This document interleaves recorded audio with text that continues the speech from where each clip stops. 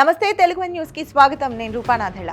ఆంధ్రప్రదేశ్ మాజీ ముఖ్యమంత్రి వైఎస్ జగన్మోహన్ రెడ్డి నిర్ణయాలు ఆ పార్టీలోని సీనియర్లను తీవ్ర అయోమయానికి గురిచేస్తున్నాయి.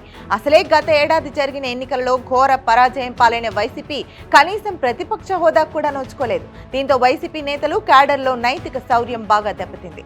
అధికారంలో ఉన్నంతకాలం నోటికొచ్చినట్టు బూతులతో ప్రత్యర్థులపై రెచ్చిపోయిన వారంతా ఇప్పుడు నోరు తెరవాలంటేనే భయపడుతున్న పరిస్థితి. వైసీపీ కోలుకొని రాజకీయంగా చురుకుగా మారడం కష్టమని భావించిన ఆ పార్టీకి చెందిన పలువురు నేతలు ఇప్పటికే తమ దారి తాము చూసుకున్నారు. కూటమి పార్టీలలో సర్దుకున్నారు. మరికొందరు రాజకీయాలకు దూరంగా ఉంటామంటూ ప్రకటనలు చేసి పార్టీకి రాజీనామా చేశారు. ఇక మిగిలిన వారిని జగన్ స్వయంగా పార్టీ నుంచి తరిమేసే కార్యక్రమం ఏదైనా పెట్టుకున్నారా అంటూ అనుమానాలు పార్టీ వర్గాల్లోనే వ్యక్తమవుతున్నాయి. సాధారణంగా ఏ పార్టీ అయినా ఎన్నికలలో అవమానకరమైన ఓటమిని ఎదుర్కొన్న తరువాత పొరపాటు ఎక్కడ జరిగింది, ప్రజా విశ్వాసాన్ని ఎందుకు కోల్పోయాం, తిరిగి ప్రజల నమ్మకాన్ని పొందడం ఎలా అని ఆలోచిస్తారు. ఘోర ఓటమిపై ఆత్మవిమర్శ చేసుకుంటుంది.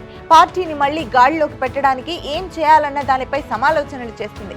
కానీ వైసీపీలో ఈ 8 నెలల కాలంలో ఆ దిశగా ఒక్క అడుగు కూడా పడలేదు.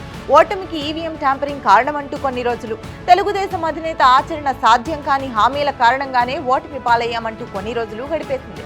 ఎంతసేపు తాము బ్రహ్మాండమైన పాలన అందించాం, సంక్షేమాన్ని దండిగా ఇచ్చామని చెప్పుకోవడమే కాకుండా క్రమం తప్పకుండా బటన్ నొక్కి సొమ్ము పందారం చేశాం, దానిని తీసుకుని కూడా జనం తమకు ఓట్లేయలేదని నెపాన్ని ప్రజల మీదకు నెట్టేయడంతోనే వైసీపీ అధినేత జగన్, ఆయన పార్టీ నేతలు ఈ 8 నెలలు గడిపేశారు.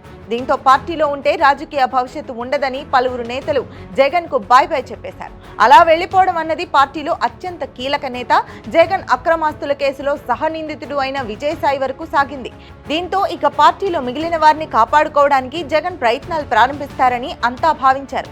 అంటే పార్టీ పదవుల్లో మిగిలి ఉన్న సీనియర్లను నియమించి పార్టీకి పూర్వవైభవం తీసుకొచ్చేలా కార్యక్రమాలను రూపొందిస్తారని అంతా భావించారు. అయితే జగన్ తీరు మాత్రం పార్టీలో ఇంకా మిగిలి ఉన్న సీనియర్లను తరిమేసేలా ఉందని పరిశీలకులు ఉదాహరణంగా విశ్లేషిస్తున్నారు. ముఖ్యంగా పార్టీ సీనియర్ నాయకురాలు, మాజీ మంత్రి, 2 సార్లు ఎమ్మెల్యే అయిన రోజాను పార్టీ నుంచి తరిమేయడానికి పొమ్మనలేక పొగపెట్టిన చందంగా వ్యవహరిస్తున్నారని అంటున్నారు. గతంలో మాజీ మంత్రి బాలినేని విషయంలో కూడా ఇలాగే వ్యవహరించి చివరకు ఆయనంతటా ఆయనే పార్టీ వదిలి వెళ్లిపోయేలా చేసిన సంగతి ఈ సందర్భంగా గుర్తు చేస్తున్నారు. సరే, విషయానికొస్తే నగరి నియోజకవర్గ ఇన్ఛార్జిగా రోజాను కాకుండా ఇప్పుడు కొత్తగా వైసీపీలో చేరడానికి సిద్ధమైన నాయకుడిని నియమించాలని జగన్ భావిస్తున్నట్లు పార్టీ వర్గాల్లోనే గట్టిగా చర్చ జరుగుతోంది. మాజీ మంత్రి గాలి ముద్దు కృష్ణమనాయుడి పెద్ద కుమారుడు గాలి భానుప్రకాష్ నగరి నుంచి తెలుగుదేశం అభ్యర్థిగా విజయం సాధించారు. ఆయన రోజాపై భారీ మెజార్టీతో గెలుపొందారు. ఇప్పుడు గాలి ముద్దు కృష్ణమ రెండో కుమారుడు గాలి జగదీష్ వైసీపీ గూటికి చేరనున్నారు. అన్ని అనుకున్నట్లు జరిగితే ఆయన బుధవారం వైసీపీ కండువా కప్పుకుంటారు. ఆయనను పార్టీలో చేర్చుకుని నియోజకవర్గ బాధ్యతలు అప్పగించాలని జగన్ భావిస్తున్నారని వైసీపీ వర్గాలు చెబుతున్నాయి. అదే జరిగితే రోజాకు పార్టీ నుంచి బయటకు వెళ్లమని మర్యాదగా చెప్పినట్లేనని అంటున్నారు. అయితే ఈ పరిస్థితుల్లో గాలి జగదీష్ ను వైసీపీలో చేర్చుకోవడంపై రోజా తీవ్ర స్థాయిలో అభ్యంతరం వ్యక్తం చేశారు. తన అభ్యంతరాన్ని ఆమె నేరుగా జగన్ కే తెలియజేశారని అంటున్నారు. దీంతో గాలి జగదీష్ వైసీపీ చేరికకు తాత్కాలికంగా బ్రేక్ పడిందని వైసీపీ వర్గాలు అంటున్నాయి.